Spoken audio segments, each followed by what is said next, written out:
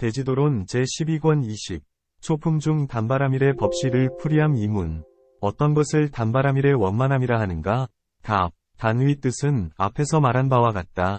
바라 진나라 말로 피안이라는 뜻이다. 밀 진나라 말로 이르다라는 뜻이다. 이라는 것은 보시의 강을 건너 피안의 이름을 말한다. 문. 어떤 것을 피안에 이르지 못했다 하는가? 답. 비유하건대 강을 건너다가 도중에 돌아오는 것을 일러 피안에 이르지 못했다 한다. 예컨대 사리불은 60컵 동안 보살도를 행하면서 보시의 강을 건너려 했는데 어떤 거린 이와서 그의 륜을 달라고 했다. 이에 사리불이 말했다. 륜을 맡기다니 이는 승낙할 수 없는 일이다. 차라리 내 몸이나 재물이 필요하다면 주겠다. 거린이 대답했다. 그대의 몸이나 재물은 필요치 않다. 오직 륜을 얻고자 하니 그대가 진실로 보시를 행한다면 륜을 달라. 그때 사리불이 눈알 하나를 뽑아주니 거린은 그 륜을 받아들고 사리불의 앞에서 냄새를 맡았다.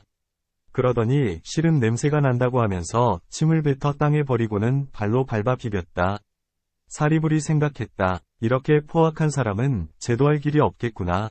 눈이 실제로 필요치도 않은데 기어코 달라더니 침을 뱉어버리고 또한 발로 밟아버렸다. 어찌 이다지도 포악할 수 있을까? 이런 사람은 제도할 수 없다. 차라리 스스로 닦아 신속히 생사를 벗어나느니만 못하겠도다. 이렇게 생각하고는 보살도에서 물러나 소승으로 회양하였으니 이것이 곧 피안에 이르지 못한 것이다. 만일 곧장 나아가서 물러나지 않고 불법을 끝내 성취하였다면 피안에 이르렀다 하리라. 또한 어떤 일을 완성하여 끝내는 것을 피안에 이르렀다 한다. 인도, 천축, 의속법, 속법에 이를 완성하여 끝내는 것을 모두 피안에 이른다라고 한다. 또한 이쪽 언덕이란 인색함이요, 보시란 강이요, 피안이란 불도를 말한다. 또한 있다 없다 하는 소견은 이쪽 언덕이요, 있다 없다 하는 소견을 깨뜨린 지혜는 피안이요, 부지런히 보시를 닦는 것은 강 복판에 있는 것을 말한다. 또한 보시에는 두 종류가 있으니 하나는 마의 보시요, 둘은 부처의 보시이다. 만일 보시하되 번뇌, 결사, 의 도적에게 끄달려 근심하고 걱정한다면 마의 보시이니 일컬어 이쪽 언덕, 찬이라 한다. 만일 청정하게 보시하여 번뇌의 도적이 없고 두려움이 없이 불도에 이른다면 이것은 부처의 보시이니 일컬어 피안에 이르렀다 한다. 이것이 바람일이다. 불설독사유경에 이런 말씀이 있다. 어떤 사람이 왕에게 죄를 짓자 왕은 그에게 광주리를 하나 맡기면서 잘 간직하라 분부했다. 그 광주리 안에는 뱀 4마리가 있었는데 왕이 죄인에게 잘 보살펴 기르라 하니 이 죄인은 생각했다. 4마리의 뱀은 가까이 하기가 어렵다. 가까이 하면 사람을 해친다. 한 마리도 기르기 어렵거늘 하물며 4마리이겠는가. 그리고는 광주리를 버리고 달아났다. 왕은 5사람을 시켜 칼을 뽑아들고 쫓아가게 했다. 도망가던 중 어떤 사람이 입으로는 달콤한 말을 하나 속으로는 해칠 생각을 품고 말했다. 이치에 맞게 기르면 괴로울 리가 없다. 하지만 죄인은 그 말의 뜻을 눈치채고는 서둘러 달아나 목숨을 부지했다. 다시 어느 빈마을에 이르렀는데 거기에 착한 사람이 하나 있었다. 그는 그에게 방편을 부려 말했다. 이 마을은 비록 비었으나 도적들이 머무는 곳이다. 그대가 여기에 머문다면 반드시 도적에게 해를 입을 것이니 행여나 머물지 말라. 이에 그대로 달아나서 어느 큰 강가에 이르렀다. 그 강이 저쪽은 다른 나라였는데 그 나라는 안락하고 평탄하고 청정하여 아무런 근심거리가 없는 곳이었다.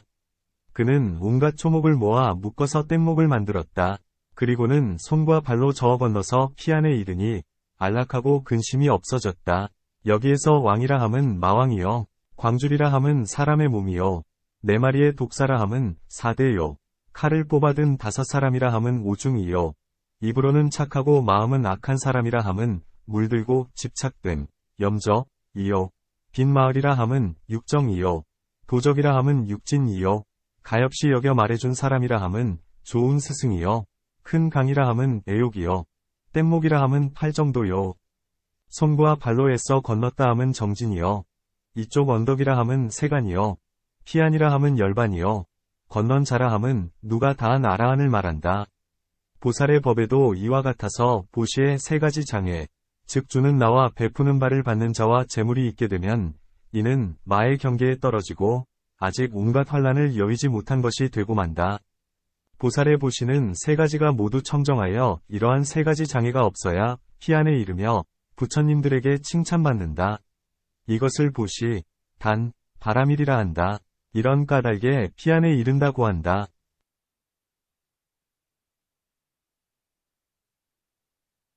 이 육바람일은 능히 사람으로 하여금 인색함 등의 번뇌에 물든 바다를 건너 피안에 이르게 한다. 그러므로 바람일이라 한다. 문, 아라함과 벽지불도 능히 피안에 이르는데 어찌 바람일이라 하지 않는가? 답, 아라함과 벽지불이 피안에 이르는 것은 부처님이 피안에 이르는 것과 이름은 같으나 실제는 다르다. 저들은 생사로서 이쪽 언덕을 삼고 열반으로서 피안을 삼거니와 보시바람일에 피안으로 건너가지는 못한다. 그것은 왜냐하면 온갖 물건과 온갖 때와 온갖 종류로 베풀지 못하며 설사 베풀더라도 큰 마음이 없거나 무기심이거나 유로의 선심이다. 혹은 무로의 마음으로 보시하더라도 크게 불쌍히 여기는 마음이 없어서 온갖 중생을 위하여 베풀지 못하기 때문이다. 보살의 보시란 베푸는 일이 나지도 않고 멸하지도 않으며 무루이고 무의이어서 열반의 모습과 같음을 알아 온갖 중생을 위하여 보시하나니 이를 단바람일이라 한다. 또한 어떤 사람이 말하기를 모든 물건을 종류를 막론하고 안팎으로 모두 보시하고도 과보를 구하지 않는다면 이와 같은 것이 단바람일이다 한다. 또한 다함이 없으므로 단바람일이라 한다. 그것은 왜냐하면 보시한 물건은 끝내 공하여 열반의 모습과 같음을 알고 그러한 마음으로 중생에게 베풀기 때문이다. 그러므로 보시의 과보 역시 다할 수 없으니 이것을 단바람일이라 한다. 오 신통력을 갖춘 선인이 있었는데 그는 훌륭한 보물을 돌 속에 감추어 두고는 이 보물을 보호하기 위하여 금강을 갈아 발라서 깨뜨릴 수 없게 만들었다.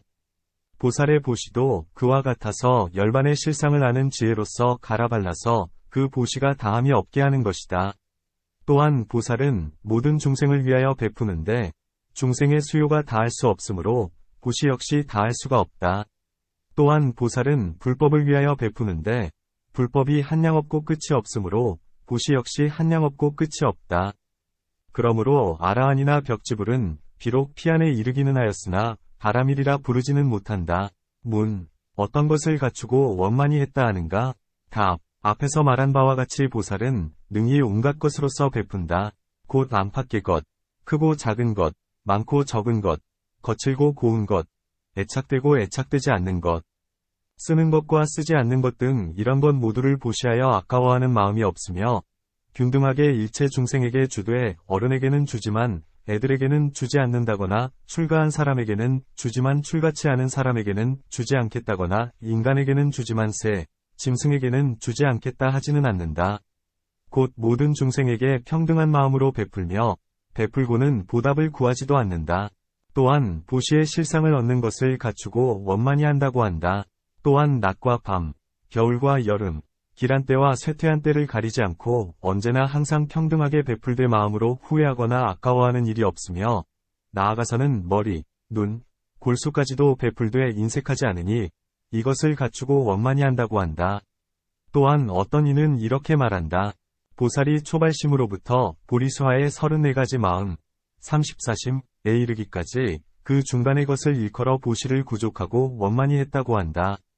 또한 칠주의 보살은 온갖 법의 실상을 아는 지혜를 얻는데 이때에 불국토를 장엄하고 중생을 교화하며 부처님들께 공양하여 큰 신통을 얻는다.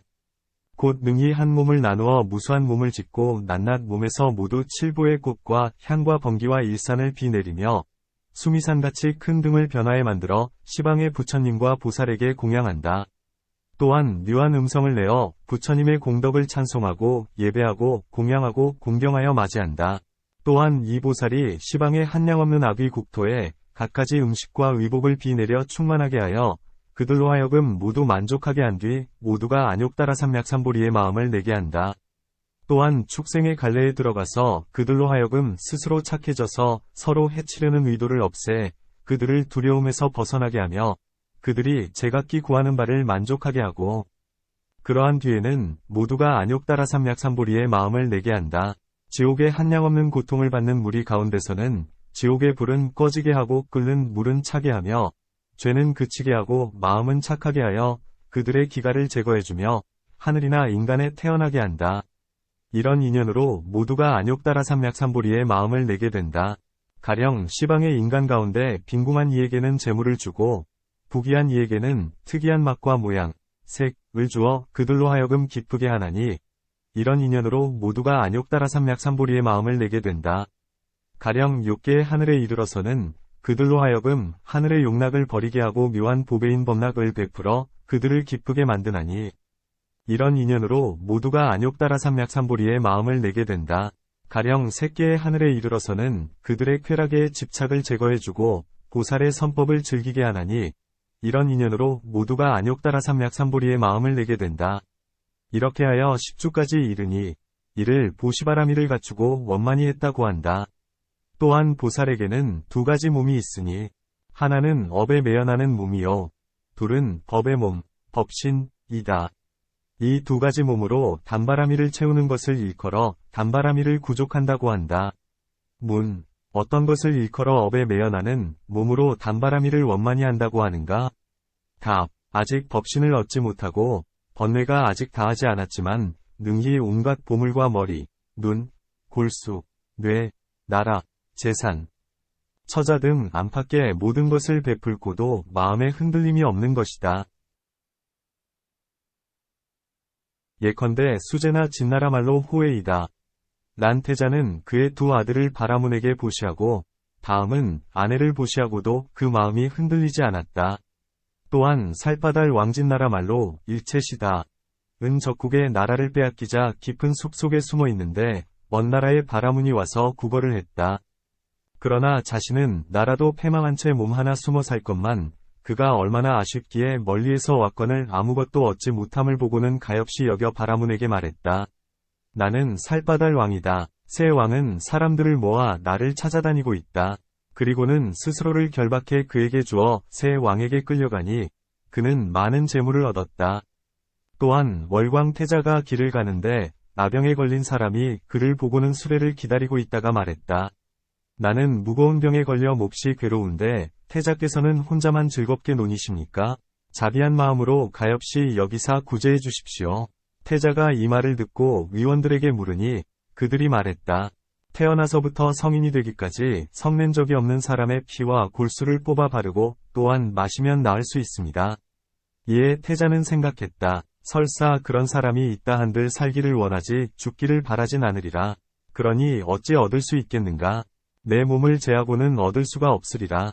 그리고는 곧 전다라에게 명하여 몸의 살을 베어내고 뼈를 부수어 골수를 뽑아내게 했으며 그것을 병자에게 바르게 하고 또한 마시게 했다. 이와 같이 갖가지로 몸과 처자를 베풀되 인색함이 없었으니 마치 초목을 버리는 것과 같이 했다.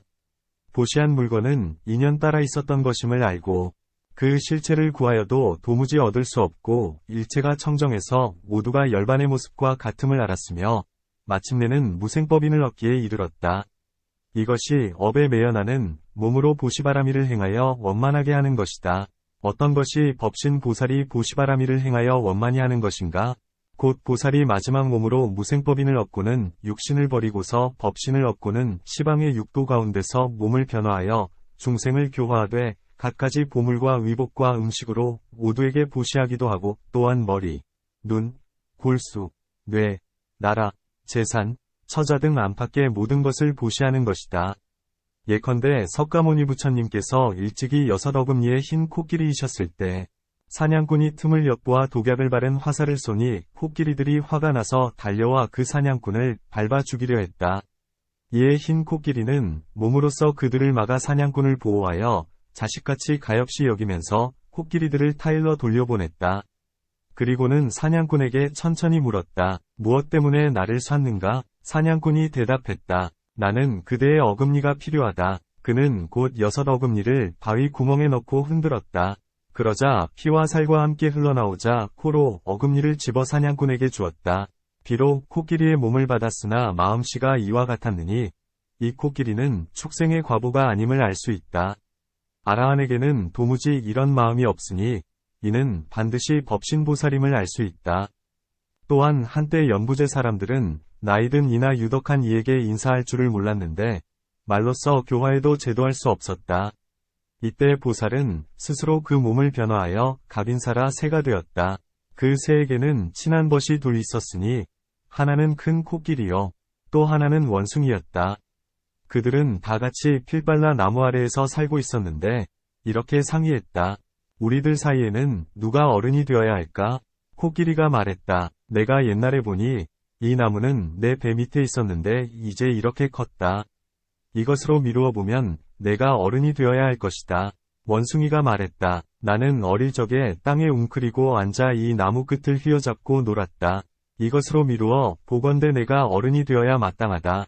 새가 말했다. 내가 다른 필발라 숲에서 나무 열매를 따먹었는데 씨가 똥에 묻어나와 이 나무가 자라나게 되었다. 이것으로 미루어 보건대 내가 당연히 어른이 되어야 한다. 그리고 새는 다시 말했다. 먼저 태어난 어른에게는 마땅히 예를 갖추어 공양해야 한다. 그러자 즉시 큰 코끼리는 등을 낮춰 원숭이를 태우고 새는 원숭이 위에 앉아 숲속을 돌아다니니 다른 새와 짐승들이 보고는 이상히 여기면서 그들에게 물었다. 왜들 그러는가? 그들이 대답했다. 이렇게 해서 어른을 공경하고 공경하는 것이다. 이 말에 다른 새와 짐승들이 감화를 받아 모두가 예절을 지키고 민가의 밭을 침범하거나 생명 있는 것들, 물, 위 목숨을 해치지 않게 되었다. 이때 사람들은 새와 짐승들이 모두 피해를 주지 않는 것을 궁금히 여겼다. 그런데 어느 사냥꾼이 숲에 들어왔다가 코끼리가 원숭이를 쥐고 다시 원숭이는 새를 이고 다니면서 공경을 행해 동물들을 감화시키니 이로 인해 동물들이 모두 선을 닦게 되었다는 사실을 알게 되었다. 이 사실을 나라 사람들에게 알리니 사람들은 모두가 경사스럽게 여기면서 말했다. 시절이 크게 태평해지려고 한다. 새와 짐승들조차 어지러지고 있다. 사람들 역시 그것을 본받아서 예의와 공경을 다하게 되었다. 이때부터 지금까지 교화의 힘이 흘러 만세대에 이르니 이것이 법신보살이다. 또한 보살의 법신은 잠깐 사이에 한량없는 몸으로 변화하여 시방의 부처님께 공양하고 일시에 능히 한량없는 재물과 보배를 변화해내어 중생들에게 공급하며 능히 일체의 상, 중, 하의 음성에 따라 잠깐 사이에 모두에게 두루 법을 설하며 나아가서는 보리수 밑에 앉는다. 이러한 갖가지를 일컬어 법신보살이 단바라미를 행하여 원만히 한다고 하는 것이다. 또한 단에는 세 종류가 있으니 첫째는 재물보시요, 둘째는 공양과 공경의 보시요, 셋째는 법보시이다. 어떤 것이 재물보시인가? 곧 진귀한 보배나 의복, 음식, 머리, 눈, 골수 등 이러한 온갖 안팎의 것을 모두 베푸는 것이니 이를 재물보시라 한다. 공경의 보시라 함은 신심이 청정하여 공경하고 예배하며 맞이하고 전송하고 찬탄하고 주의를 돌며 공양하는 등 이러한 갖가지를 공경의 보시라 한다. 법보시란 도덕을 위하여 이야기하고 토론하고 외우고 읽고 강설하고 의혹을 제하기 위하여 문답하며 남에게 오개를 일러주는 등 이렇듯 갖가지를 불도를 위하는 까닭에 베푸는 것을 법보시라 한다. 이 세 가지 보시가 원만해지는 것을 단바라밀의 원만함이라 한다. 또한 세 가지 인연으로 보시가 생겨나니 첫째는 신심이 청정함이요, 둘째는 재물이요, 셋째는 복밭, 복전이다. 마음에는 세 종류가 있으니 가엾이 여김과 공경함과 가엾이 여기면서 공경함이다. 빈궁하고 하천한 이나 축생들에게 베푸는 것은 가엾이 여기는 보시요, 부처님이나 법신보살 등에게 베푸는 것은 공경하는 보시요, 늙고 병들고 가난한 아라한이나 벽지불에게 베푸는 것은 공경하면서 가엾이 여기는 보시이다. 보시하는 물건이 청정하다고 함은 훔치거나 겁탈한 것이 아니면 때에 맞추어 베풀되 명예를 구하거나 이양을 바라지도 않는 것이다. 혹은 마음에 의해 복덕을 많이 얻기도 하고, 혹은 복밭에 의해 공덕을 많이 얻기도 하고, 혹은 묘한 물건에 의해 공덕을 많이 얻기도 한다. 첫째의 마음에 의한다 함은 사등, 심이나 연불삼매에 의하여 굶주린 범에게 몸을 보시하는 것과 같으니 이와 같은 것을 마음에 의해 공덕을 얻는다 한다. 복밭에 두 종류가 있으니 첫째는 가엾이 여기는 복밭이요, 둘째는 공경하는 복밭이다. 가엾이 여기는 복밭이라 함은 가엾이 여기는 마음을 내는 것이요, 공경하는 복밭이라 함은 공경하는 마음을 내는 것이니 마치 아수가 진나라 말로는 무우이다. 왕이 국토를 부처님에 바친 것과 같다.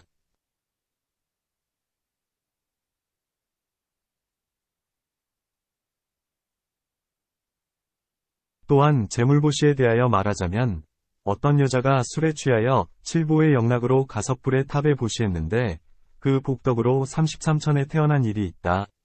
이러한 갖가지 일을 재물보시라 한다. 문, 단이란 재물을 버리는 일이라 하거늘 어찌하여 말하기를 버릴 바 없는 법을 구족한다 말하는가? 답, 단에는 두 종류가 있으니 하나는 세간을 벗어난 것이요. 또 하나는 세간을 벗어나지 못한 것이다. 지금은 세간을 벗어난 보시의 특징 없음, 무상을 말하고 있다. 즉증이 없으므로 버릴 바가 없다. 그러므로 버릴 바 없는 법을 구족한다고 한다. 또한 재물은 얻을 수 없으므로 버릴 바가 없다고 한다. 이 물건이란 미래와 과거는 공하고 현재의 분별에는 일정한 법이 없다. 그러므로 버릴 바가 없다고 한다. 또한 행자가 재물을 희사하면서 마음속으로 이 보시로 인하여 공덕이 많으리라고 생각함으로써 교만함과 애결 등을 일으킨다. 그러므로 버릴 바가 없다 하나니 버릴 바가 없으므로 교만함이 없고 교만함이 없으므로 애결 등이 생기지 않는다. 또한 보시하는 자에는 두 종류가 있으니 하나는 세간 사람이요. 또한 하나는 세간을 벗어난 사람이다. 세간 사람은 재물은 버리나 보시는 버리지 못한다. 세간을 벗어난 사람은 능히 재물을 버리고 능히 보시를 버린다. 왜냐하면 재물도 보시하는 마음도 모두 얻을 수 없기 때문이다. 그러므로 버릴 바 없는 법을 구족한다고 한다. 또한 보시바라밀에 대해 말하기를 재물과 베푸는 자와 받는 자, 이 세 가지는 얻을 수 없다 했다. 문, 세 가지 일이 화합함으로써 보시라 말한다. 그런데 이제 말하기를 세 가지를 모두 얻을 수 없다고 한다면 어찌 보시바라밀을 갖추고 원만히 한다 하겠는가? 이제 재물도 있고 보시하는 이도 있고 받는 이도 있거늘 어떻게 세 가지를 얻을 수 없는가? 마치 보시한 방석은 실제로 존재하는 것과도 같다. 그것은 왜냐하면 방석이란 이름이 있으면 방석이란 법도 있기 때문이다. 만일 방석이란 법이 없으면 방석이란 이름도 없겠지만 이름이 있으므로 실제로 방석이 있어야 하는 것이다. 또한 방석에는 길고 짧음, 거칠고 고움, 희고 검고 누렇고 붉음 등이 있으며 인과 연, 지음과 깨짐, 결과와 과보가 있어서 그 특성, 법을 조차 마음이 생겨난다. 곧 10자는 길고 5자는 짧으며 올이 크면 거칠고 올이 가늘면 고우며 물들임에 따라 빛깔이 있게 되는 것이다. 또한 올이 있음은 인 이요자는 기계가 있음은 연이 되나니 이런 인연이 화합하기에 방석이 된다. 사람이 공을 들이면 지음이 있고 사람이 훼손하면 깨뜨림이 있으며 추위와 더위를 막거나 몸을 가리면 과보라 한다. 사람들은 얻으면 기뻐하고 잃으면 몹시 근심함이 있으니 그러한 것으로서 보시한다면 복을 받고 도에 도움이 된다. 하지만 훔치거나 혹은 겁탈해서 그것을 저자거리에서 깐다고 해도 죽어서 지옥에 들어가게 된다. 이러한 갖가지 인연이 있는 까닭에 이 방석이 있음을 알 수 있다. 이것을 방석의 법이라 하거늘 어찌 보시할 물건을 얻을 수 없다 하는가? 답, 그대가 말하기를 이름이 있으므로 그 일이 있다 했는데 이는 옳지 못하다. 어떻게 그것을 아는가? 이름에는 두 종류가 있으니 사실, 유실, 과사실이 아님, 유불실이다. 사실이 아닌 이름이란 마치 어떤 풀의 이름이 줄이 진나라 말로는 도적이다. 이지만 풀 자체는 훔치거나 겁탈하지 않아 실제로는 도적이 아니거늘 도적이라 불리는 것과 같다. 또한 토끼의 뿔이나 거북의 털처럼 다만 이름만 있고 실제로는 없는 것과도 같다.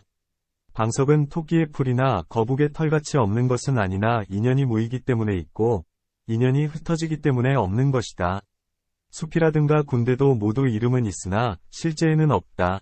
비유하건대 나무 사람이 비록 사람이란 이름은 있으나 사람의 특성, 법을 구할 수 없는 것과 같다. 방석 역시 이름은 있으나 방석의 실체는 구할 수 없다.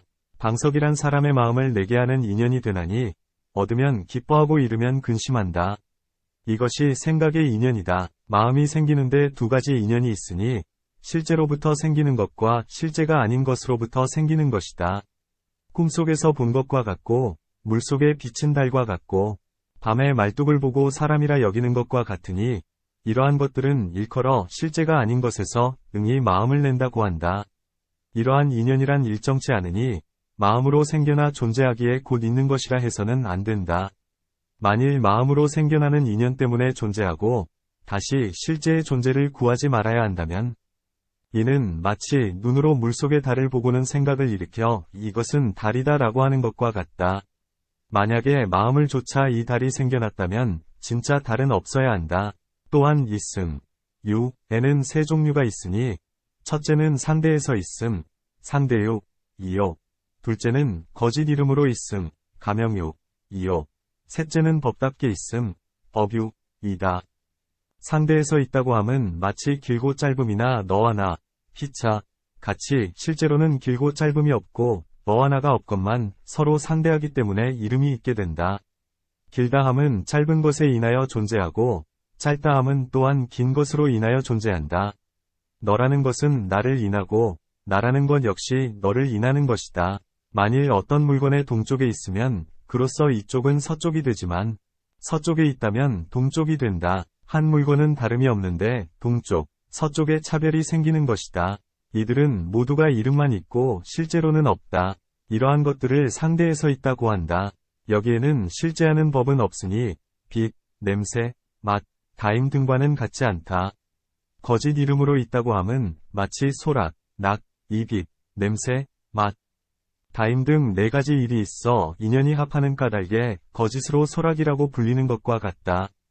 비록 있다고 하나 인연의 법으로 있는 것과는 같지 않고 없다고 하나 토끼의 뿔이나 거북의 털이 없는 것과도 같지 않다. 다만 인연이 합하는 까닭에 거짓으로 있다 할 뿐이다.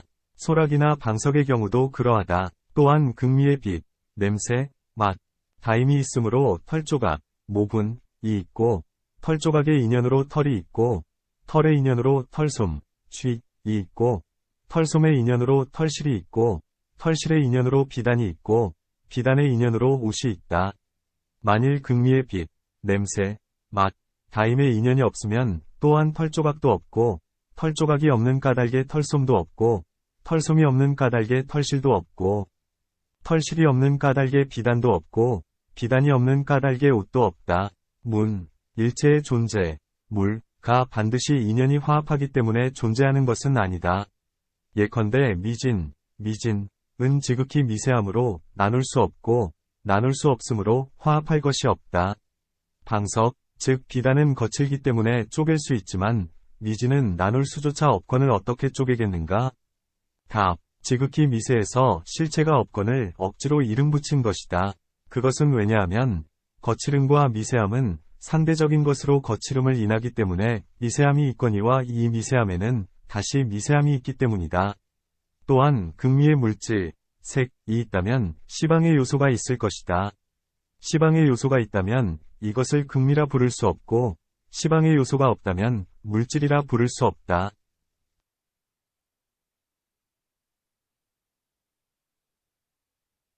또한 극미가 있다면 허분과의 경계가 있어야 하는데 그 경계, 분가 있다면 극미라 할 수 없다. 또한 극미가 있다면 거기에는 빛, 냄새, 맛, 다임의 경계가 있어야 하는데 빛, 냄새, 맛, 다임의 경계가 있다면 이를 극미라 할 수 없다.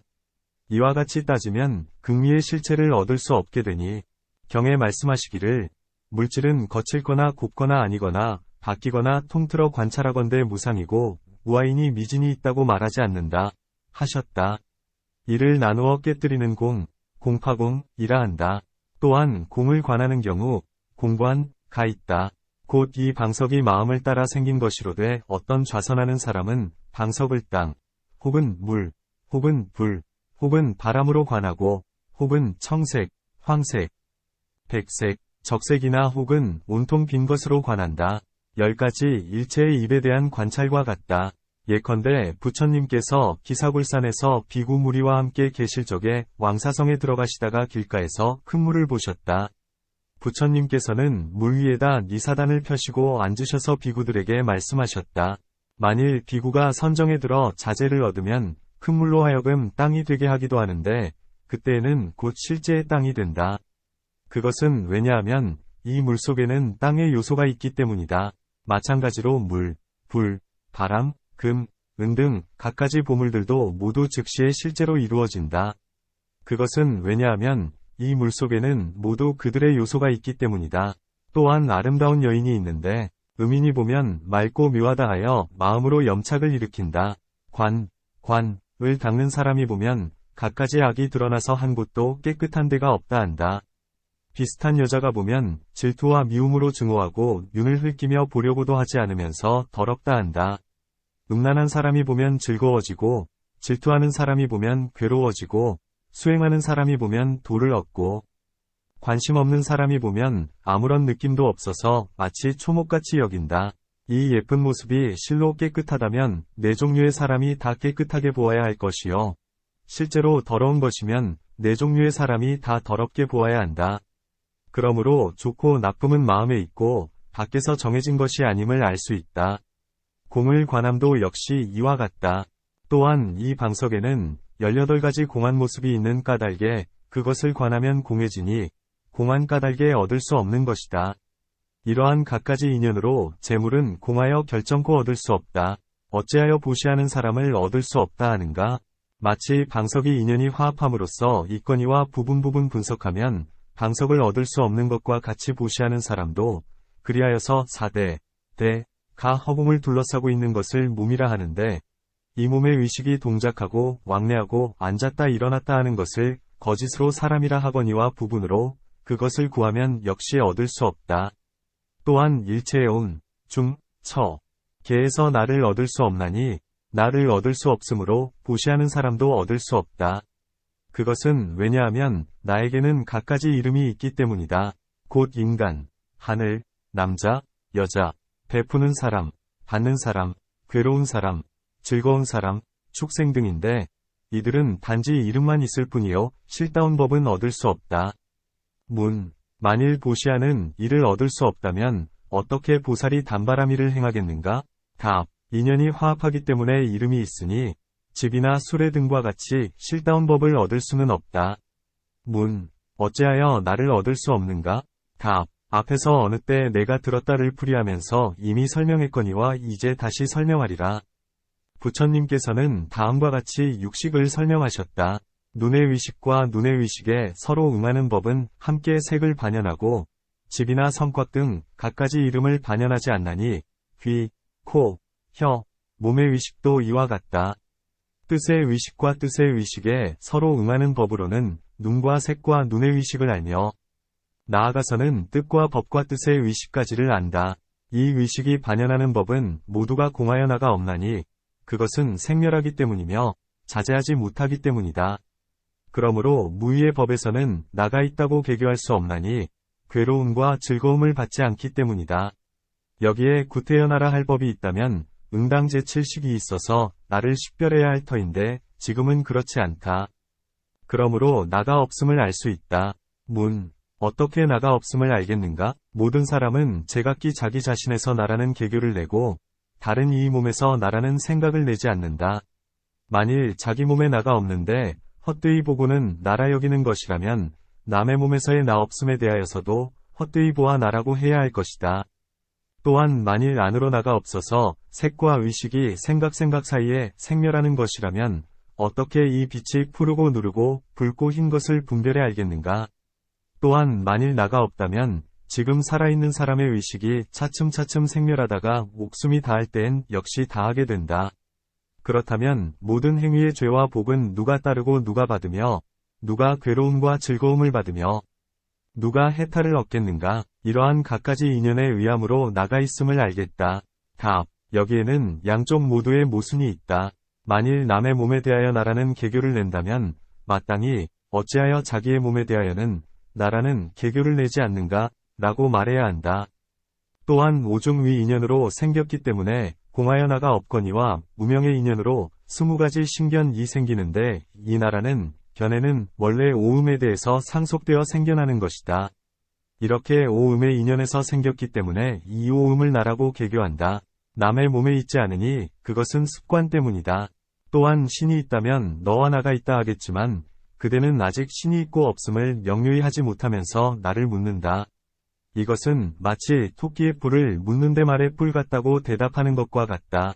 말의 뿔이 실제로 있는 것이라면 그로서 토끼의 뿔을 증명할 수 있겠지만 말의 뿔조차 아직 명료히 하지 못하면서 토끼의 뿔을 증명하려 하는 것이다. 또한 자기의 몸에 대하여 나라는 소견을 내는 까닭에 신이 있다고 말하는데 그대가 말하기를 신이 두루하다 고 한다면 남의 몸도 내 몸이라고 개교해야 할 것이다. 그러므로 자기의 몸에 대하여는 나라고 개교하는 생각이 나거니와 남의 몸에서는 생기지 않으므로 신이 있는 줄 알겠다 고 말해서는 안 된다. 또한 어떤 사람은 남의 물건에 대하여 나의 것이란 생각을 내는데 마치 어떤 외도가 좌선을 하면서 일체를 땅으로 보는 관법에 들어갔을 때 땅이 나요. 내가 땅이 되는 것과 같다. 물, 불, 바람에 대해서도 그러하니 전도된 까닭에 남의 몸에 대해서 내 것이라는 생각을 내는 것이다.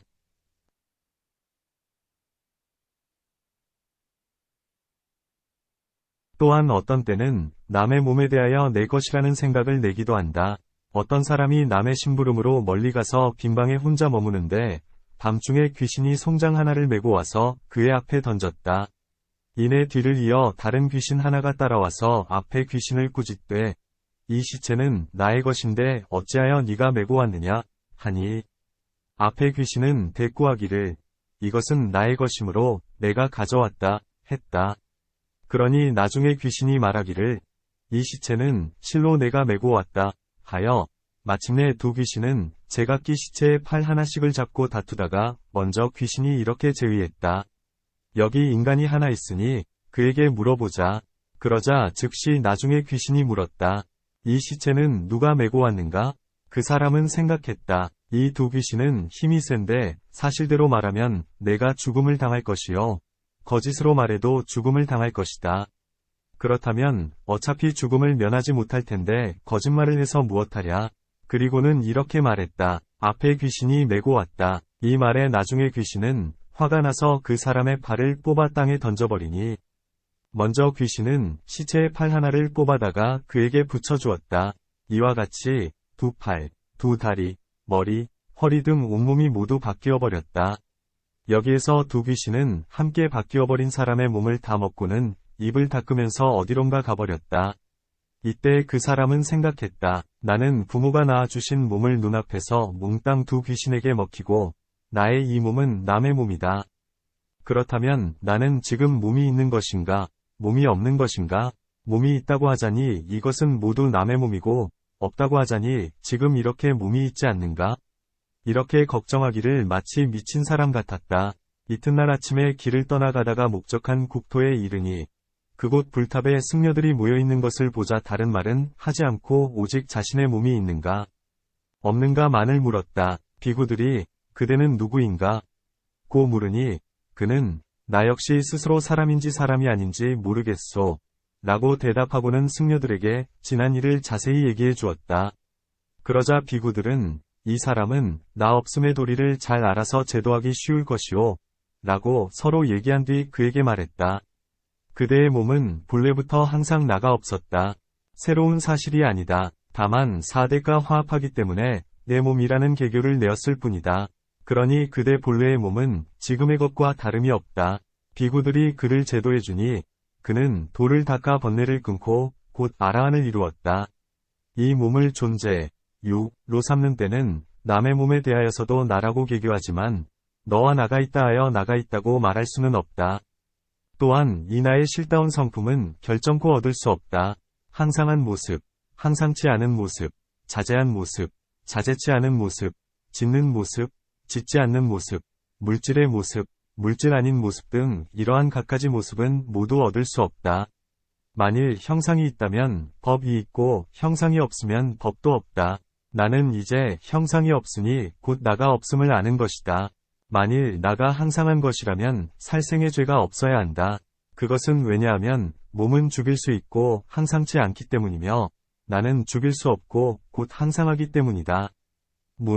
나가 항상한 까닭에 비록 죽일 수 없지만 단지 몸을 죽이기만 해도 곧 살생의 죄가 있게 된다.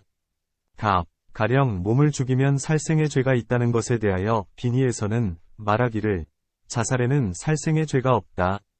죄와 복은 남을 괴롭히고 이익되게 하는 데서 생긴다. 고 하며 다시 빈의에서 말하기를 자신을 죽이면 살생의 죄는 없고 어리석음, 성냄의 허물이 있다. 고 했다. 만일 영혼, 신, 이 항상하다면 죽지도 않고 나지도 않아야 한다. 그것은 왜냐하면 그대들의 법에 의한다면 영혼은 항상하여 일체의 오도에 두루 차 있다.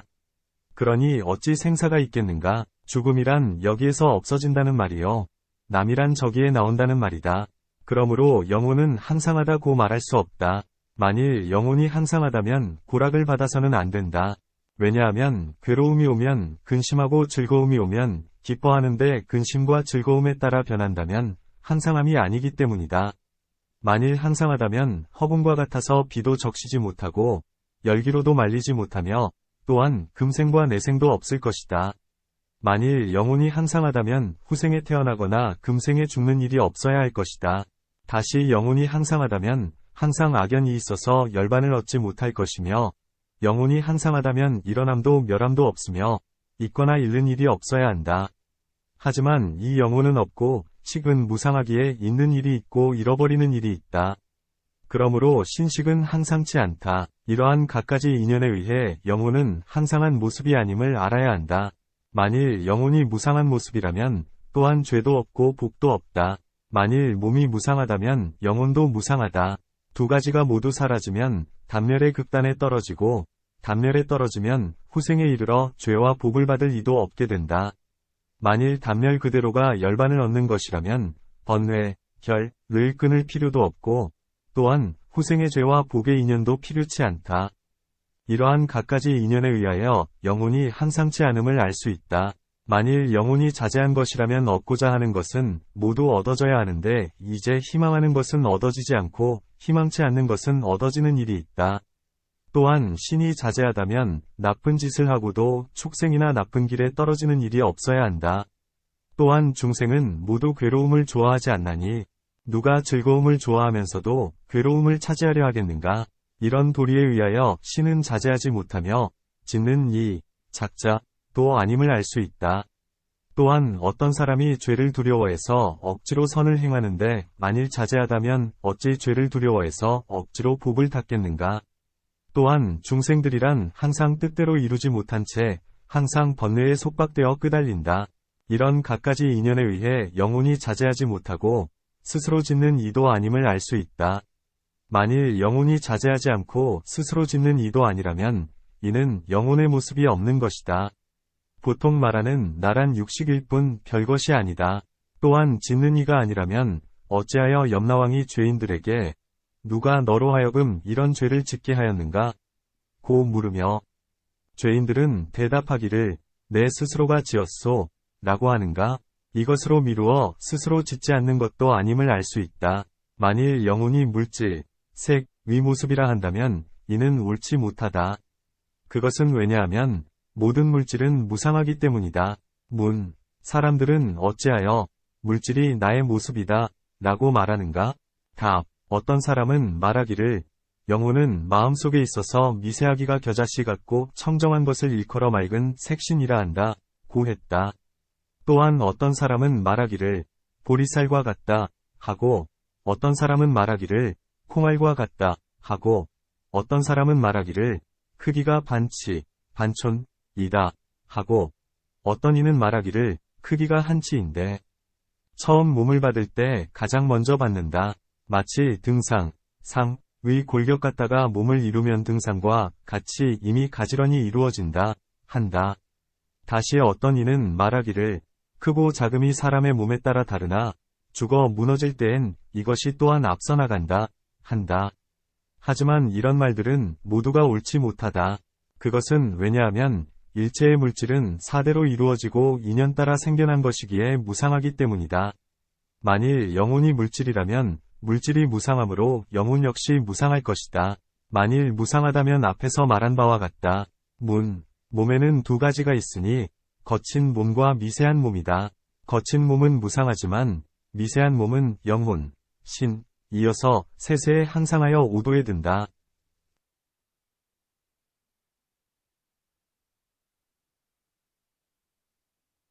답. 이 미세한 몸이란 얻을 수 없다. 미세한 몸이 있다면 처소가 있어야 하는데 오장과 사체 등 낱낱 처소에서 구하여도 모두 얻을 수 없다. 이 미세한 몸은 미세하여서 처음 죽으려 할 때엔 이미 떠났고 살아있을 때엔 찾을 수 없거늘 그대가 어떻게 능히 보겠는가? 또한 이 미세한 몸은 오정으로는 볼 수도 없고 알 수도 없으니 오직 신통을 얻은 성인이라야 볼 수 있다. 답. 만일 그렇다면 없는 것과 다름이 없다.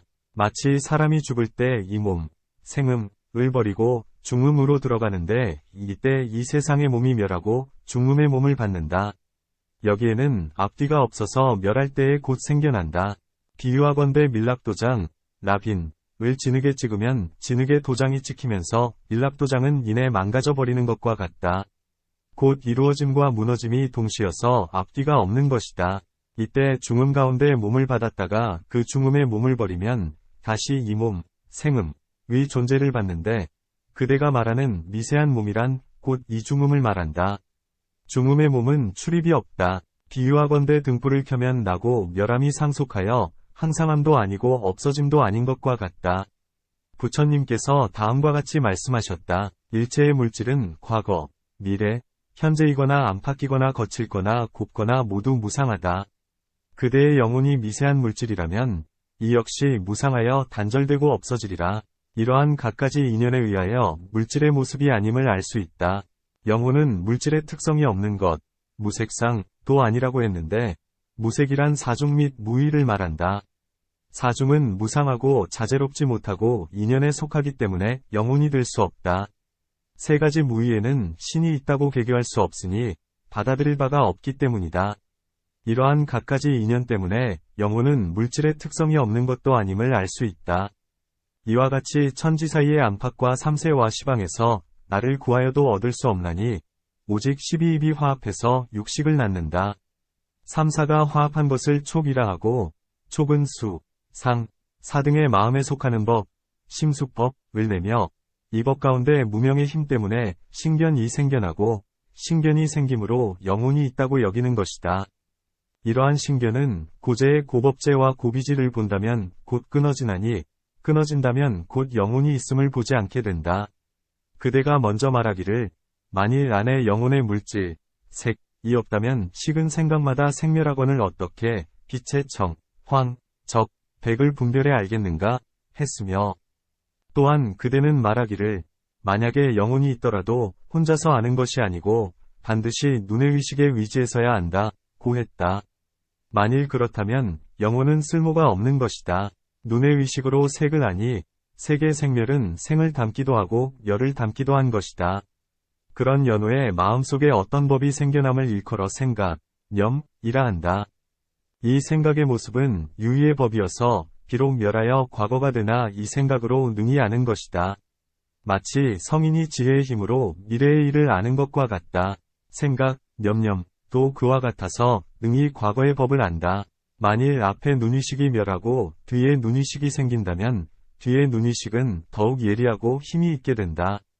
색은 비록 잠시 있을 뿐 머물지 않으나 생각의 힘이 예리한 까닭에 능히 아는 것이다.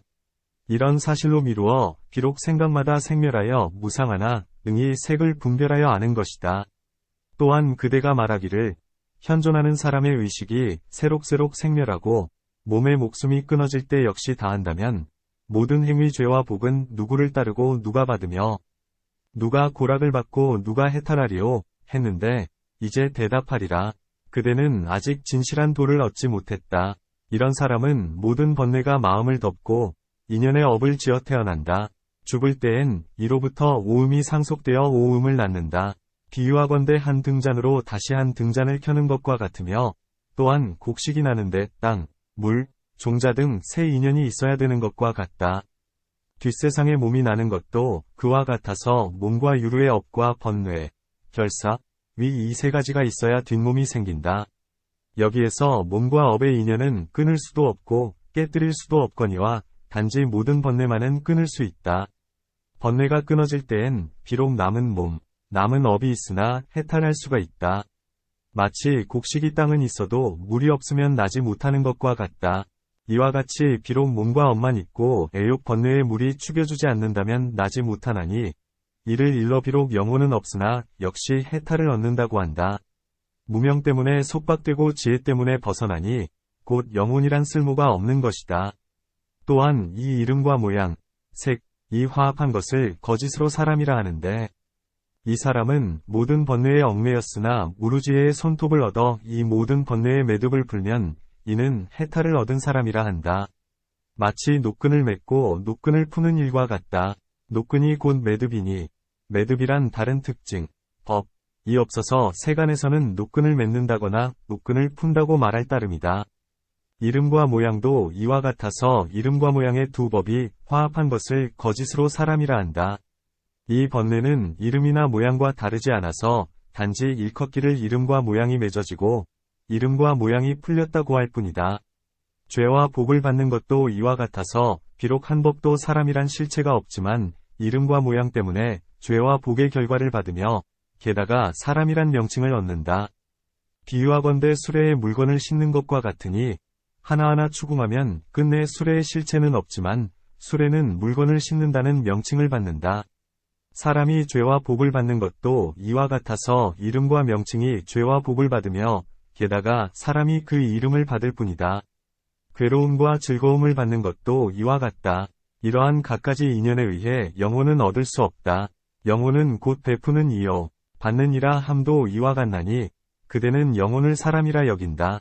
그러므로 베푸는 사람도 얻을 수 없으며 받는 사람도 얻을 수 없음도 또한 이와 같다. 이러한 갖가지 인연에 의해 이것을 일컫기를 베푸는 물건과 베푸는 사람과 받는 사람을 얻을 수 없다고 하는 것이다. 보시란 모든 법 가운데서도 실다운 모습이어서 깨뜨리거나 멸하거나 나거나 지을 수 없는 것이거늘 어찌하여 세 가지, 삼사를 타파하여 얻을 수 없다 하는가? 답. 범부들은 베푸는 이와 받는 이와 베푸는 물건을 보나니 이는 뒤바뀌고 허망한 소견이다. 세간에 태어나서 즐거움을 받다가 복이 다하면 다시 윤회의 길로 굴러간다. 그러므로 부처님께서 보살들로 하여금 진실한 도를 행하여 진실한 과보를 얻게 하시려 하였으니 진실한 과보란 곧 불도이다. 부처님은 허망한 소견을 깨뜨리고자 세 가지 일을 얻을 수 없으며 실로 깨뜨릴 바 없다고 말씀하셨다. 왜냐하면 모든 법은 본래부터 끝내 공하기 때문이다. 이러한 갖가지 한량없는 인연은 얻을 수 없으니 그러므로 일컬어 단바라미를 구족해 원만히 한다고 하는 것이다. 또한 보살이 단바라미를 행하여 응이 육바라미를 내면 이때를 일러서 단바라미를 구족해 원만히 했다고 한다. 어찌하여 보시가 단바라미를 낳는가? 단에는 상, 중, 하가 있는데 하품에서 중품이 생기고 중품에서 상품이 생긴다. 만일 음식 등 거친 물건을 가지고 연한 마음으로 보시하면 이를 하품이라 한다. 보시를 익히고 더욱 늘려서 능히 위복이나 보물을 가지고 보시하면 이것은 하품에서 중품을 낳은 것이 된다. 보시할 마음이 더욱 늘어나서 아낌없이 머리, 눈, 피, 살, 나라, 재물, 처자를 모두 보시한다면 이것은 중품에서 상품을 낳은 것이 된다. 전생에 석가모니 부처님께서 처음 발심하셨을 때 광명이라 불리는 구광이셨는데 불법을 구하기 위하여 적건망견 모두 보시하였더니 윤회에서 뒷몸을 받자 옹기장이가 되었다. 그는 목욕하는 도구와 꿀물로서 지금과는 다른 석가모니 부처님과 비구들에게 공양하였더니 다시 몸을 바꾼 뒤에 큰 장자의 딸이 되었다. 다시 등불로서 교진야불에게 공양하였으니 이러한 갖가지를 보살의 하품에 보시라 한다.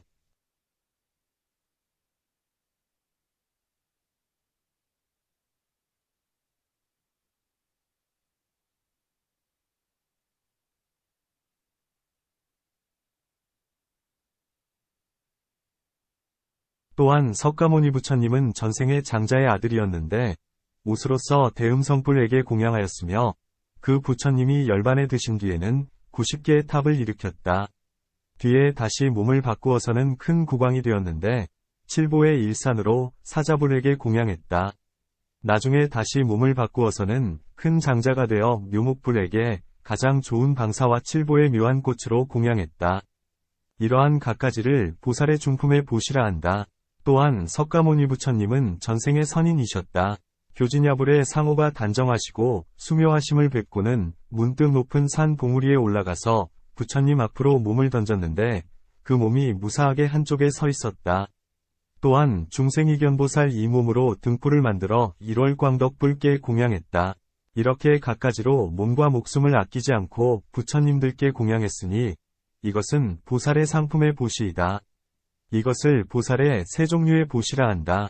어떤 이가 처음으로 불심을 내어 중생에게 보시하는 것도 이와 같으니, 처음에는 음식으로 보시하다가 보시할 마음이 차츰 늘어나서 몸이나 살로써 베풀게 된다. 먼저는 갖가지 좋은 음료수를 보시하다가 나중에 그 마음이 차츰 늘어나서 몸에 피를 베풀며, 먼저는 종이나 먹으로 된 경서를 보시하거나 위복, 음식 등 4가지 공양구로 법사에게 공양하다가 나중에는 법신을 얻어 한량없는 중생에게 갖가지 법을 말해주는 법시를 하게 된다. 이와 같이 갖가지로 단바라밀에서 단바라밀이 생겨나는 것이다. 어떤 것이 보살의 보시에서 시라바라밀이 생겨나는 것인가? 보살은 다음과 같이 생각한다. 중생들은 베풀지 않는 까닭에 후세에 빈궁해진다. 빈궁하기 때문에 훔치려는 생각을 내고, 훔치기 때문에 죽이고 해하게 된다. 또한 빈궁하기 때문에 색에 있어서 충족하지 못하고, 색이 충족하지 못하기 때문에 삿된 음행을 한다. 또한 빈궁하기 때문에 남보다 하천하게 되고, 하천해지면 두려워하고 거짓말을 하게 된다. 이렇게 빈궁한 인연 때문에 십불선도를 행하거니와 만일 보시를 행하면 태어났을 때 재물이 있고, 재물이 있기 때문에 법답지 못한 짓을 하지 않는다. 그것은 왜냐하면 오욕이 충족되어 결핍됨이 없기 때문이다. 제바달다는 전생의 뱀이었는데 두꺼비와 거북과 함께 한 못에서 친하게 지내고 있었다. 후에 그 못이 말라버리자 굶주림이 극에 달하고 견디기 어렵게 되었건만 구할 곳이 없었다. 이때 뱀은 거북을 보내어 두꺼비를 불렀다. 두꺼비는 다음과 같은 개송으로 대답했다. 빈궁하다고 본심을 잃으면 위리보다 음식을 중히 여긴 것이니 그대는 나의 말을 뱀에게 전하라. 두꺼비는 끝내 그대 곁에 가지 않으리니 만일 보시를 닦았다면 후생에 복이 있어 모자람이 없으니 곧 능히 개를 지니어 이러한 악한 일들이 없게 된다. 이것이 보시는 능히 시바라미를 낳는다는 것이다. 또한 보시할 때엔 능히 개를 파하는 일이나 모든 번뇌가 얇아지게 되고 계행을 지키려는 마음은 더욱 견고해진다. 이것이 보시한 인연으로 계행이 더욱 견고해지는 것이다. 또한 보살은 베풀되 언제나 받는 이에게 자비한 마음을 내어 재물에 집착하지 않고 자기의 물건에 대하여 아까워하지도 않는다. 그러니 하물며 겁탈하거나 훔치겠는가? 받는 일을 자비로서 대하거늘 어찌 해칠 생각이 있겠는가? 이러한 일들은 능히 파괴를 막으니 이것이 보시가 계행을 낸다는 것이다. 만일 능히 보시한다면 그로써 인색한 마음을 깨뜨리며 그 뒤에 지게, 인욕 등을 행함이 쉬워진다. 문수사리는 아주 오랜 옛날에 한 비구였을 때에 성에 들어가서 걸식을 하다가 100가지 맛을 내는 환희환 20일을 바로 가득히 얻었다. 이때 성 안에 있던 어떤 아이가 따라오면서 달라고 하였는데 주지 않고 불탑, 불도에까지 이르게 되었다. 그러자 손으로 환희환 2개를 집어들고는 그에게 이렇게 다짐했다. 이 한 알은 네가 먹고 한 알은 스님들께 보시하겠다면 주겠다. 아이는 곧 그렇게 하겠다 하고는 환희환 한 알을 승려들에게 보시했다. 그 뒤 문수사리에게 계를 받고는 부처를 이루리라고 발심했다. 이와 같이 보시는 능히 계를 받고 성불할 마음을 내기까지 하게 하나니 이것이 보시가 시라바라미를 내는 것이다. 또한 보시의 과보로 4가지 공양과 좋은 나라와 좋은 스승을 얻어 모자람이 없게 되기 때문에 계율을 지킬 수 있다. 또한 보시의 과보는 그 마음을 부드럽게 만드니 마음이 부드러운 까닭에 능히 계율을 지니게 되고 계율을 지니게 되는 까닭에 착하지 못한 법에서 능히 스스로의 마음을 제어한다. 이러한 갖가지 인연에 의해 보시로부터 시라바라밀이 생기는 것이다. 어떤 것이 보시에서 찬제바라밀이 생기는 것인가? 보살이 보시할 때에 받은 이가 도리어 꾸짖거나 지나치게 달라거나 때에 맞지 않게 구하거나 바라지 않을 것을 바라거나 한다면 이때 보살은 이렇게 생각한다. 내가 지금 보시를 해서 불도를 구하고자 한다. 아무도 나에게 보시를 하라고 한 것이 아니고 내 스스로가 한 것이다. 어찌 화를 내겠는가? 이렇게 생각하고는 인욕을 행하나니 이것이 보시에서 찬제바라밀이 생겨나는 것이다. 또한 보살이 보시를 행할 때 받는 이가 성을 내고 괴롭힌다면 스스로 이렇게 생각한다. 내가 지금 안팎의 재물을 모두 보시하여 버리기 어려운 것을 능히 버렸다. 그러니 하물며 빈소리를 참지 못하겠는가? 만일 내가 참지 못한다면 보시한 것은 더러워지고 만다. 마치 흰 코끼리가 못에 들어가서 깨끗이 목욕을 하고 나와서는 다시 흙을 몸에 묻히는 것과 같다. 베풀고서 참지 못함도 또한 이와 같으리라. 이렇게 생각하고는 인욕을 행하나니 이러한 갖가지 보시의 인연에서 찬제바라밀이 생겨난다. 어떤 것이 보시에서 비리야바라밀이 생기는 것인가? 보살은 보시할 때 항상 정진을 행한다. 그것은 왜냐하면 보살이 처음 발심할 때엔 공덕이 크지 못하니 이때는 두 가지 보시를 행하여 모든 중생의 소원을 채워주고자 하건만 재물이 부족하기 때문에 재물과 법을 간절히 구하여 그로써 베푸는 것이다. 마치 석가모니 부처님께서 전생에 큰 위원이셨는데 일체의 병을 고쳐주되 명예나 이익을 구하지 않았으니 중생을 가엾이 여기기 때문이었다. 병자는 매우 많은데 두루 다 구제하지 못해서 모두를 위해 근심하다가 마음대로 되지 않자 깊이 근심했다. 죽어서 곧 바로 도리천에 태어나서 스스로 생각하기를 내가 지금 하늘에 태어났으나 복의 가품을 누릴 뿐 길이 이익되는 바가 없도다라고 하고는 곧 방편을 써서 몸을 마쳤다. 이 하늘의 수명을 버리고는 사가타 용왕의 궁에 태어나 용의 태자가 되니 그 몸이 훤칠함에 부모의 사랑을 받았다. 다시 죽음을 당하기 위하여 금시조 왕에게 갔더니 새는 곧 이 용의 태자를 집어서는 사마리 나무 위에 올라가 먹어버렸다. 부모는 애통해하면서 깊이 근심했다. 용의 태자는 죽어서 연부제에 태어났는데 큰 나라의 태자가 되어 능시라 불렸다. 태어나자마자 말을 하였는데 좌우의 사람들에게 묻기를 지금 이 나라에 어떤 물건이 있는가? 모두 가지고 오라. 보시에 쓰리라 하니 사람들이 듣고 모두가 괴이하게 여기고 두려워하면서 그를 버리고 달아났다. 그러나 어머니만은 가엾이 여겨 혼자 지키고 있노라니 그는 어머니에게 말했다. 나는 나찰도 아닌데 사람들이 왜 나를 버리고 달아납니까? 나는 본래부터 보시하기를 좋아했으니 나는 모든 사람의 단월이 되겠습니다. 어머니가 이 말을 사람들에게 이야기하니 사람들은 다시 돌아왔다. 어머니는 그를 잘 양육해 차츰 장성해지자 자기가 가지고 있던 것을 모두 보시해버리고는 다시 부왕에게 가서 재물을 요구해 보시했다. 아버지가 자기의 몫을 주었는데 역시 모두 보시에 써버렸다. 다시 연부제 사람들이 빈궁하고 고달파하는 것을 보고는 보시해 주고 싶었으나 재물이 부족했다. 문득 울면서 사람들에게 묻기를 어떤 방편을 써야 모두를 만족하게 할 재물을 얻을 수 있겠습니까? 하니 여러 노숙, 숙인들이 대답했다. 우리들이 이전에 듣건대 여위주라는 것이 있어서 그것을 얻기만 하면 마음속에 구하는 것 모두를 반드시 얻는다 합니다.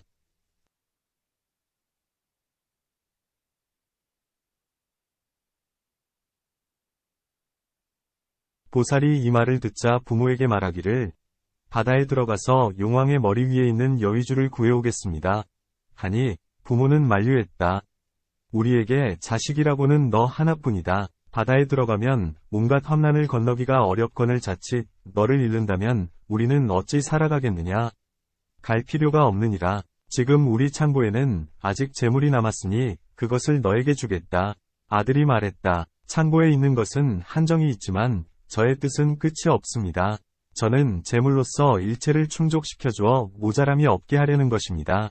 바라옵건대 허락해 주십시오. 그리하여 본래의 뜻을 이루어 연부제의 사람들 모두가 풍족하게 되도록 하여 주옵소서. 부모는 그의 뜻이 원대함을 알고는 더 이상 말리지 못한 채 결국 그를 떠나게 했다. 그때 500명의 상인이 있었는데 그의 복덕이 위대했기에 그들은 모두 그를 따라가기를 희망했다. 그들은 그가 떠나는 날을 알고는 포구, 해도로 모여들었다. 보살은 먼저부터 사가타 용왕의 머리 위에 여의보주가 있다는 말을 들었던 터이므로 사람들에게 물었다. 누가 그 용궁으로 가는 물길을 아는가? 타사라는 맹인이 있었는데 그는 일찍이 7번이나 바다에 들어갔던 터라 바닷길을 잘 알고 있었다.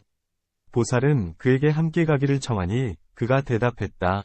나는 이미 나이가 늙었고 두 눈마저 멀었습니다. 비록 전에는 자주 드나들었으나 지금은 갈 수 없습니다. 보살이 다시 간청했다. 나의 이 길은 나 자신만을 위한 것이 아니라 두루 일체의 중생을 위한 것입니다. 여위주를 얻어서 중생들에게 베풀어 그 몸에 궁핍함이 없게 하려는 것이며 그리고는 도법의 인연으로서 그들을 교화하려는 것입니다. 그대는 지혜로운 사람이건을 어찌 사양할 수 있겠습니까? 나의 소원이 이루어진다면 그 어찌 그대의 힘이 아니겠습니까? 타사는 그의 강복한 말을 듣자 흔연히 생각이 같아져서 보살에게 말했다. 그렇다면 내가 지금 그대와 함께 바다에 들어가겠는데 나는 분명 온전치 못할 것이오. 그대는 나의 시체를 바다 안의 금모래 섬에 묻어주시기 바라오. 준비가 모두 끝나고 7째 닷줄을 끄느니 배는 달리듯 뭇 보배가 있는 갯벌에 이르렀다. 장사꾼들은 앞 다투어 보배를 주어 제각기 만족한 뒤에 보살에게 말했다. 어째서 보물을 캐지 않으십니까? 보살이 대답했다. 내가 구하는 것은 여의보주이다. 이 다함이 있는 물건은 내게 필요치 않다. 그대들은 각각 만족함을 알고 분량을 알아서 배가 무거워 견디기 어렵게 하지 말라. 이때 장사꾼들이 보살에게 말했다. 대덕께서는 우리들이 평안히 돌아가도록 축원을 해주십시오. 그리고는 하직하고 물러갔다. 이때 타사가 보살에게 말했다. 따로 배 한 척을 남겨 이 별도를 따라 가도록 하십시오. 바람이 7일 동안 분 뒤에 바다 남쪽 기슭으로 밀려 어느 험한 곳에 이르면 절벽이 있고 대추숲, 조림이 있는데 가지가 온통 물을 덮고 있을 것입니다. 그때 큰 바람이 불어 배를 뒤집을 것이니 그대는 대추나무 가지에 매달리면 구제될 것이나 나는 눈이 없으니 거기에서 죽게 될 것입니다. 이 기슭을 지나면 황금 모래섬이 있을 터이니 내 몸을 이 모래 가운데 묻어주시오.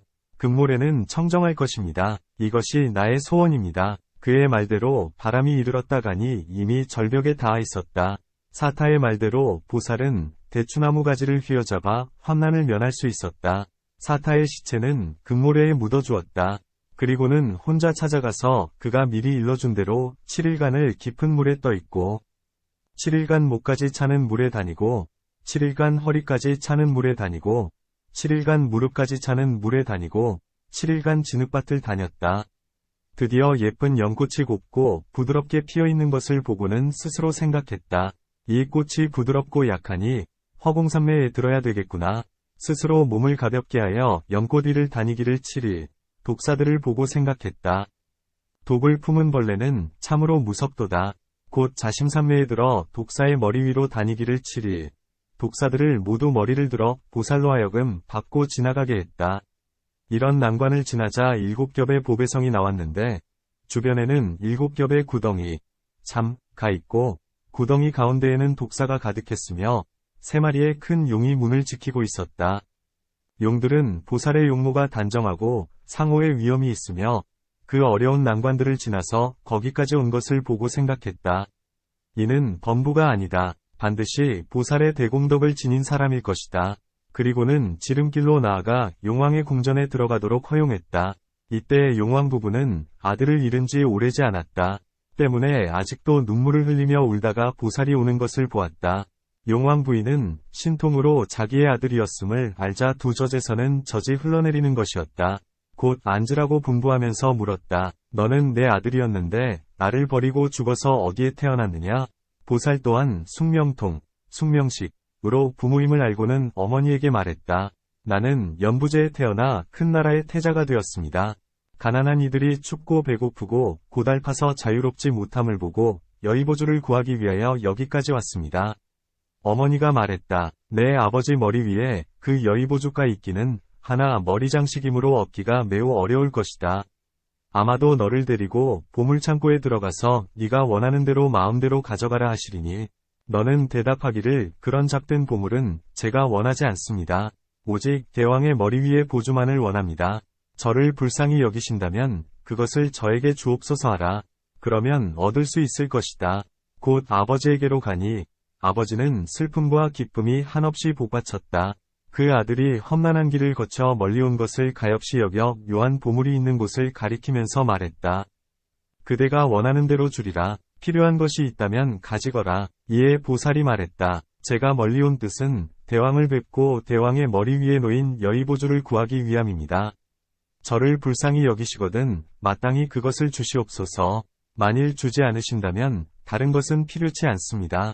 용왕이 대답했다. 나는 오직 이 보주 하나만으로 머리 장식을 삼고 있다.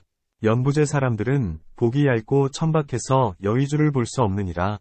보살이 다시 말했다. 저는 그 때문에 멀리서 험난한 길을 지나서 죽음을 무릅쓰고 온 것입니다. 연부제 사람들이 복이 얇고 빈천하기 때문에 여의보주를 가지고 그들의 소원을 만족시켜주기 위해서입니다. 그런 뒤에 불도의 인연으로 교화하려 합니다. 마침내 용왕은 보주를 주면서 이렇게 말했다. 내가 이 보주를 너에게 주노니 네가 세상을 뜨게 되거든 나에게 돌려주어야 하느니라. 보살이 대답했다. 공경이 대왕의 말씀대로 하겠습니다. 보살은 보주를 받아 들고는 허공으로 날아올라 팔을 한번 굽혔다 펴는 사이에 연부제에 이르렀다. 인간왕의 부모는 아들이 무사히 돌아온 것을 보고는 기뻐 어쩔 줄 모르며 껴안고 물었다. 너는 무엇을 얻었느냐? 보살이 대답했다. 여의보주를 얻어왔습니다. 어디에 있느냐? 이 옷자락 속에 있습니다. 어찌 그리 작으냐? 신비한 공덕은 커야만 되는 것이 아닙니다. 그리고는 부모에게 말했다. 마땅히 성의 명을 내려 성의 안팎을 깨끗이 청소하고 향을 사르고 비단번과 일산을 달고 가지런히 개를 지녀야 합니다.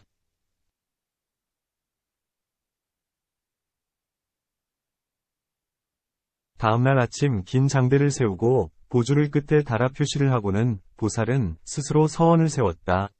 제가 불도를 이루어 일체 중생을 제도할 수 있다면 마땅히 제가 원하는 대로 여의보주에서 일체의 보물이 나와서 사람들이 필요로 하는 바를 조차 모두가 충족되게 하소서. 이때 구름이 온 하늘을 두루 덮으면서 갖가지 보물과 의복, 음식, 와구, 탕약 등을 비처럼 내렸다. 사람들이 필요로 하는 것이 모두 구족되니 그들의 수명이 다하기까지에 항상 갖추어져 끊어지는 일이 없었다. 이와 같은 것을 일컬어 보살의 보시가 정진바라미를 낸다 한다.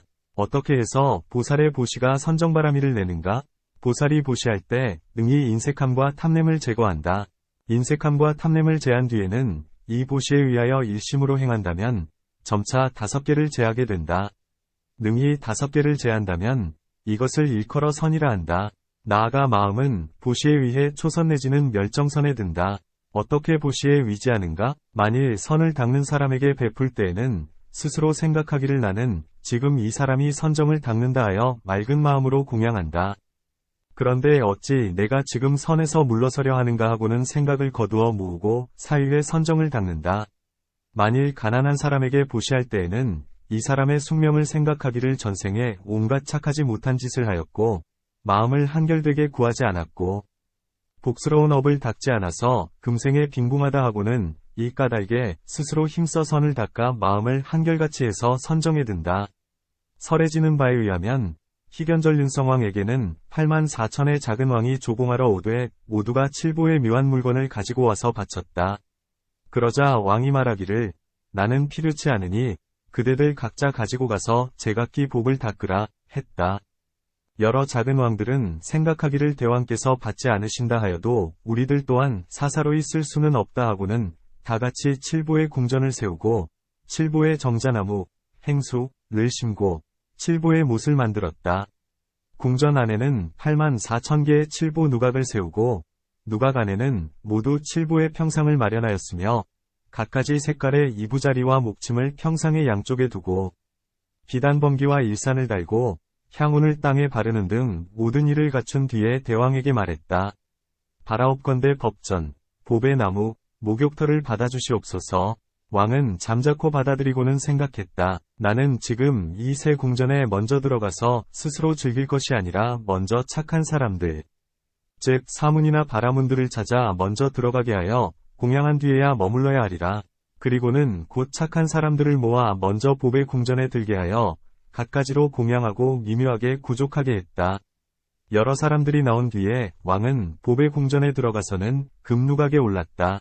그리고 은평상에 앉아 보시를 엉념에 5개를 제하고 육정을 거두고 육진을 물리쳐 기쁨과 즐거움을 감수하는 초선에 들었다. 다음은 은누각에 올라 금평상에 앉아 2선에 들었다. 다음은 비을이 누각에 올라 파리 보배 평상에 앉아 3선에 들었다. 다음은 파리 보배 누각에 올라 비을이 평상에 앉아 4선에 들었다. 홀로 앉아 사유하기 석 달에 이르니 옥녀 보후가 84,000의 시녀들과 함께 모두 흰 구슬과 이름난 보배로 그 몸을 장식하고는 대왕에게 와서 말했다. 오랫동안 뵙지 못해서 감히 문안드리기 위해 왔습니다. 왕이 시녀들에게 말했다. 그대들은 제각기 마음을 단정히 하여 선지식이 될지언정 나의 원수가 되지는 말라. 옥녀 보후가 눈물을 흘리면서 말했다. 대왕이시여, 어찌하여 저를 누이라 하시는지요? 반드시 딴 생각이 있으실 터이니 그 뜻을 듣기를 소원합니다. 어찌하여 선지식이 될지언정 원수가 되지 말라 하시옵니까?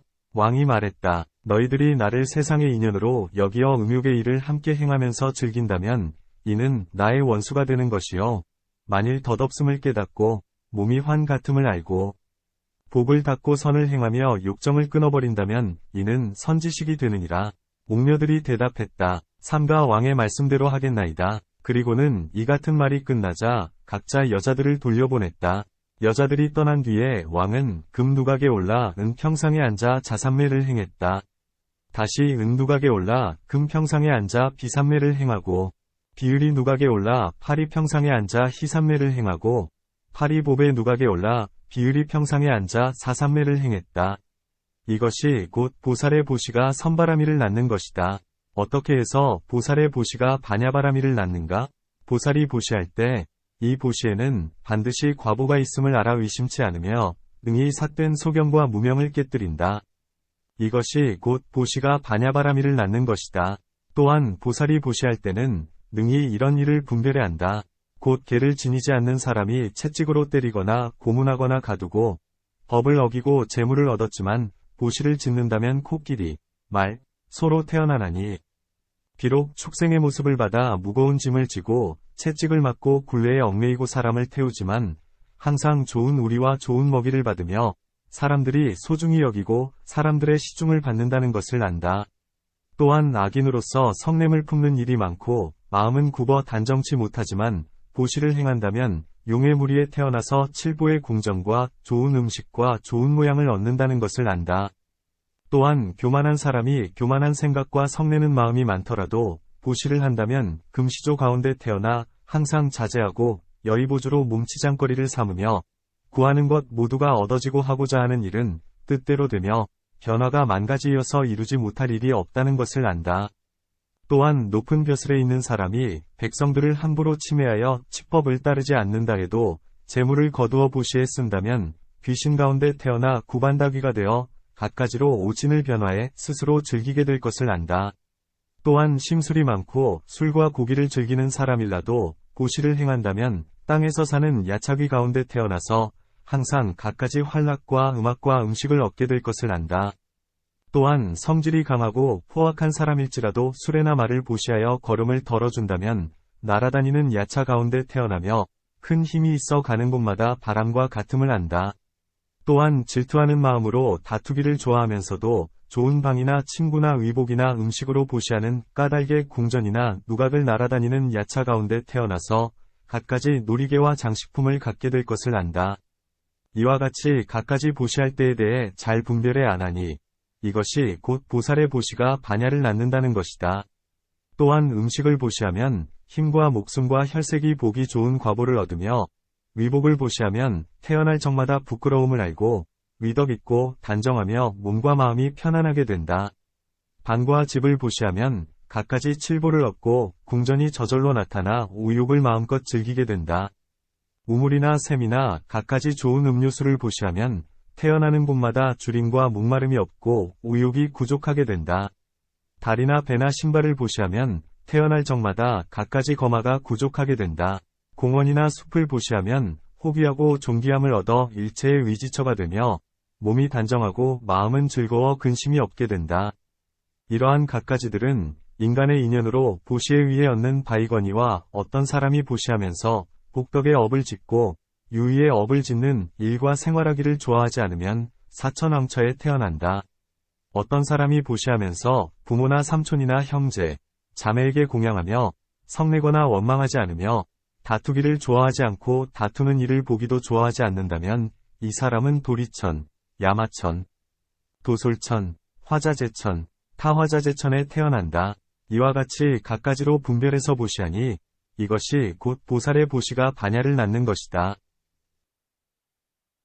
어떤 사람이 보시를 행하되 마음이 물들지 않고 세간을 싫어하여 열반의 즐거움을 구한다면 이는 벽지불과 아라한의 보시가 된다. 어떤 사람이 보시를 행하되 불도를 위하거나 중생을 위해서라면 이는 보살의 보시가 된다. 이렇게 갖가지 보시 가운데 분별해 하니 이것이 곧 보시가 반야바라미를 낳는 것이다. 또한 보살이 보시할 때에는 위에서 말한 바와 같이 세 가지 참모습을 깊이 생각하는데 이처럼 안다면 이것이 곧 보시가 반야바라미를 낳는 것이다. 또한 일체의 지혜와 공덕의 인연은 모두가 보시를 말미암는다.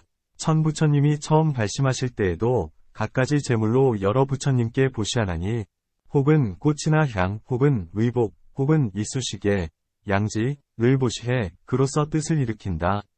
이와 같이 갖가지로 보시하니 이것이 곧 보살의 보시가 반야바라미를 낳는 것이다.